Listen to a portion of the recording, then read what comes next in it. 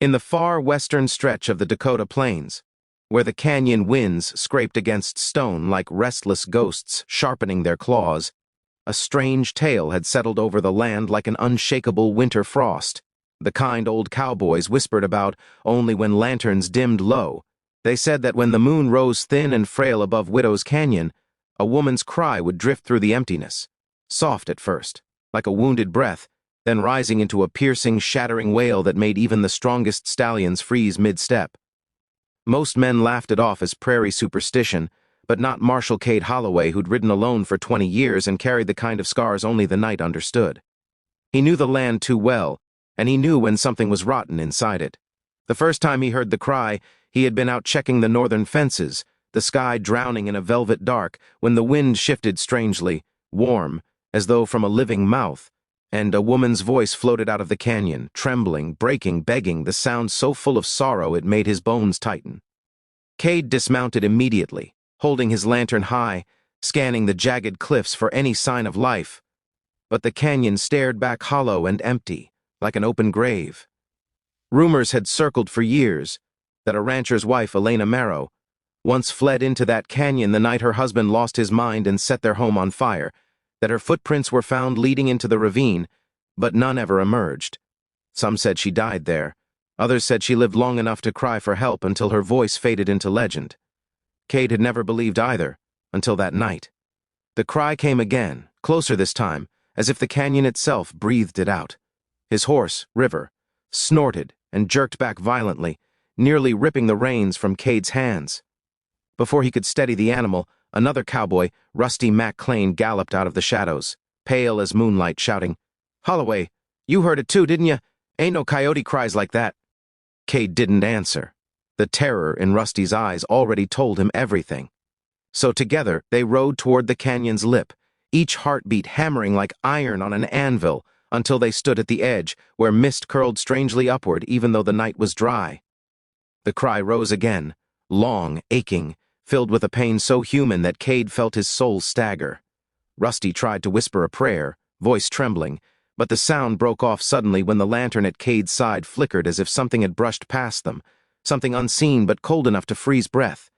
Cade leaned forward, peering into the depths, when suddenly a woman's silhouette appeared far below, fragile, swaying, hair drifting like smoke, her arms reaching upward.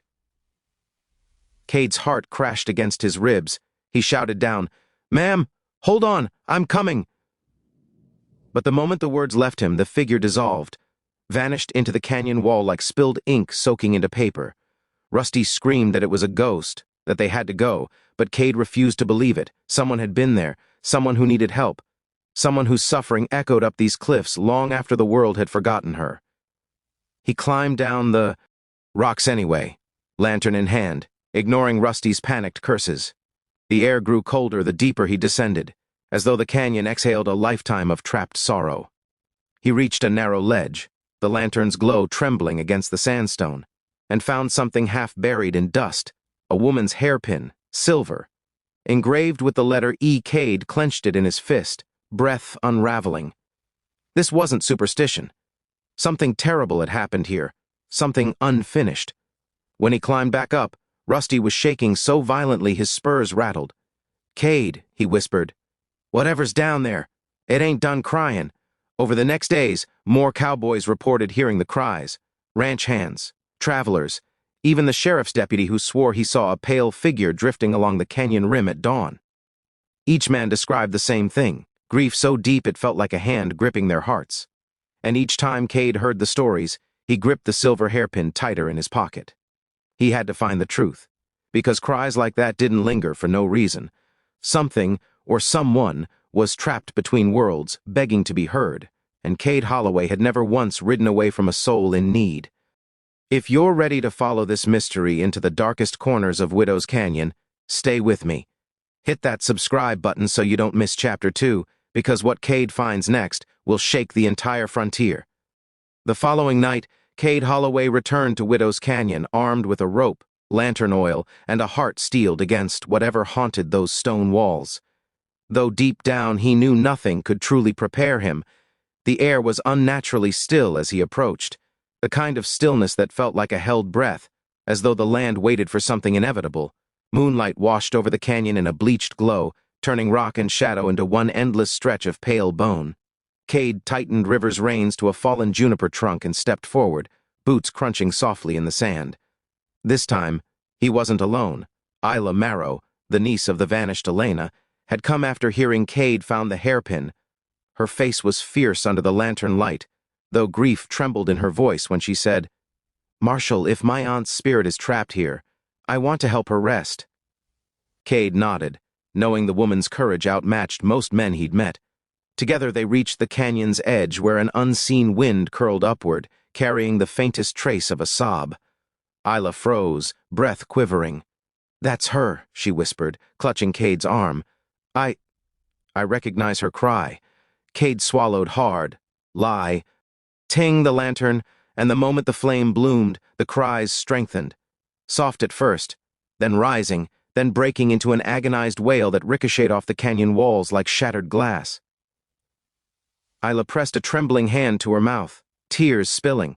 Cade steadied her, then spoke to the canyon as though addressing a living being. "Elena Marrow, if you're down there, we're here to bring you home."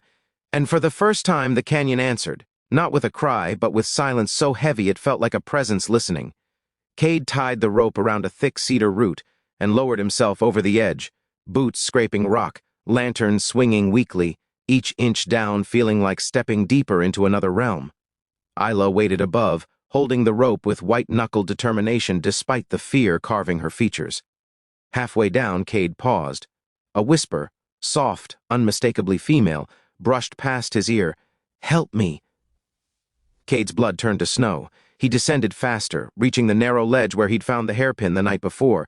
But the ledge looked different now, disturbed, as though something had moved across it recently. Then he saw them, footprints, bare, small, dusty but fresh. Enough that he felt the hair on his arms rise. Someone, or something, was walking this canyon hours ago. He followed the prints into a shadowed alcove, the lantern's glow barely clinging to the rough stone. That's when he saw it. An old, half-collapsed shelter tucked against the wall, its wooden beams rotted, its roof sagging inward. Cade pushed inside, and the world seemed to tilt. A single blanket lay spread on the ground, untouched by time, and atop it rested a locket. Silver, engraved with the same E as the hairpin. Cade knelt, opening the locket with trembling fingers. Inside was a tiny portrait of Elena Marrow, and beside it, tucked carefully, a scrap of burnt paper with the words, "He's coming. I must hide." Cade's breath shook. Elena hadn't died here, she'd hidden here, terrified, and something or someone had hunted her. Suddenly the lantern flickered violently, shadows swirling unnaturally, and from the canyon entrance came Isla's scream. Cade dropped the locket and sprinted out, heart slamming, shouting her name. She wasn't at the top anymore. The rope dangled loosely, swinging. Cade grabbed it, climbing as fast as his muscles allowed, until he reached the rim where Isla stood. OD frozen, staring into the mist. "Cade," she whispered, voice cracking. "She was here, right in front of me. I saw her." Cade's chest heaved. "Elena?" Isla nodded slowly. She looked so sad, like she's been crying for decades. "She reached for me, then vanished when you shouted."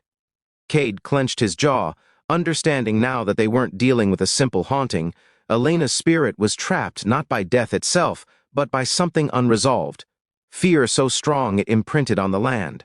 They had to find what caused her terror. Over the next hour, Cade and Isla searched the canyon rim until Isla spotted an old rusted rifle buried under a bush, its barrel broken, its stock charred. Cade lifted it and froze.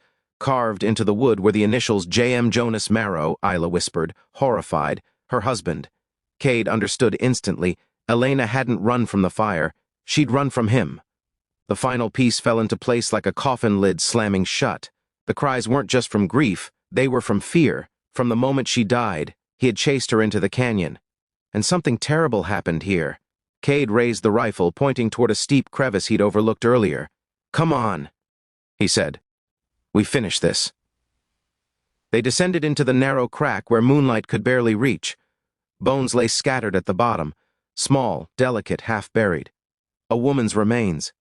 Cade and Isla collapsed beside them, grief folding over them like a storm. "Aunt Elena," Isla sobbed. Cade set his hand on the bones gently. will bring you peace." He gathered the remains respectfully, placing the locket beside them. Isla knelt and whispered a prayer, her voice breaking. And then it happened. The canyon wind shifted, warm and soft, and a figure appeared above them on the ledge. Elena. Her spirit shimmered faintly, tears streaming down her cheeks, but her smile was relieved. Cade felt a lump rise in his throat. Isla reached out, whispering, "You're free now." Elena nodded slowly, her form glowing brighter until her outline dissolved into drifting light that rose upward like a final breath carried gently into the sky. The canyon grew still, peaceful. For the first time in decades, no cry echoed through the night. Cade and Isla climbed out silently, hearts heavy but finally at rest. The legend of the crying woman ended that night, but the story lived on, told by cowboys around every fire, not as a tale of ghosts, but as a reminder of a woman who suffered, survived, and was finally set free. And if you want more powerful Western mysteries like this, stories that grip your heart and take you deep into the forgotten corners of the frontier, make sure you subscribe to the channel, because the next tale rides in soon, and you won't want to miss what's coming.